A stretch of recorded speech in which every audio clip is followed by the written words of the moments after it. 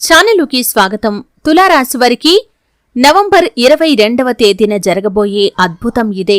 ఒంటరిగా ఈ వీడియో తప్పకుండా చూడండి, లేదంటే తర్వాత బాధపడతారు. అయితే తులారాశి వారి యొక్క జీవితం ఏ విధంగా ఉంటుంది, అలాగే నవంబర్ 22వ తేదీన వారి జీవితంలో ఏం జరగబోతోంది, వారి జీవితంలో జరగబోయే ఆ అద్భుతం ఏంటి, ఈ పూర్తి వివరాలు అన్నీ కూడా ఈరోజు ఈ వీడియోలో వివరంగా తెలుసుకుందాం.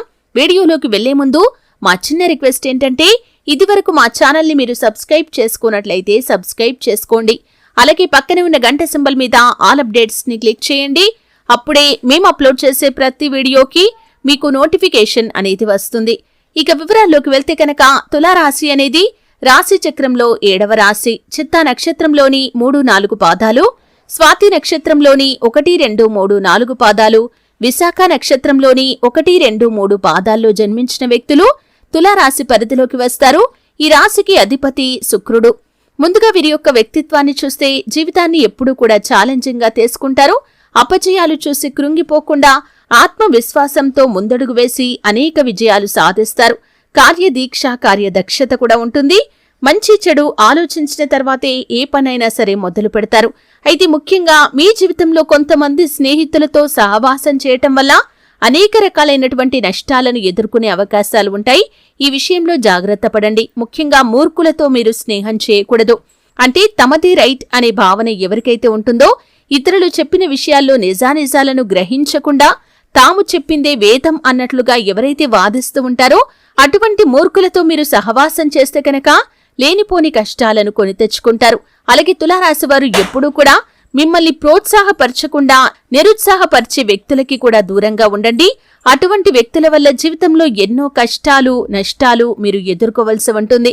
అయితే ముఖ్యంగా తులారాశి వారు ఎప్పుడూ కూడా సూర్యోదయం తర్వాత సూర్యాస్తమయం సమయంలో నిద్రించకూడదు.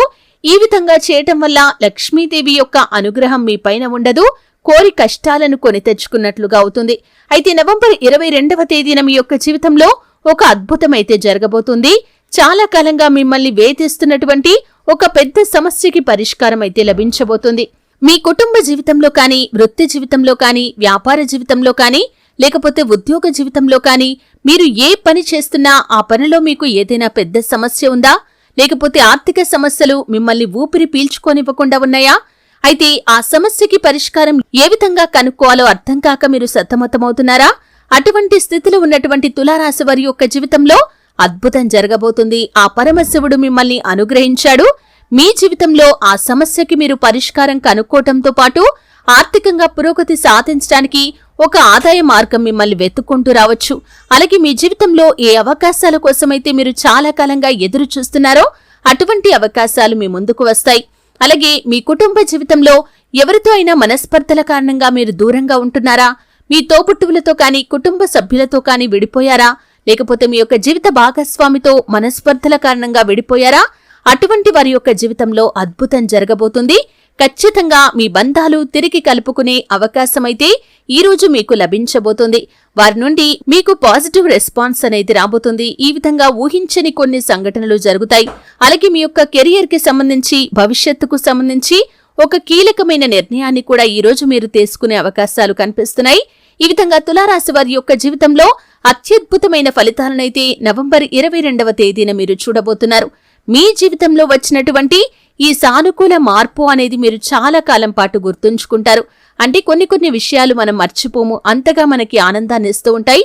అటువంటి ఆనందకరమైన వార్త ఈ రోజు అంటే నవంబర్ 22వ తేదీ రోజు మీరు వినబోతున్నారనే చెప్పుకోవాలి.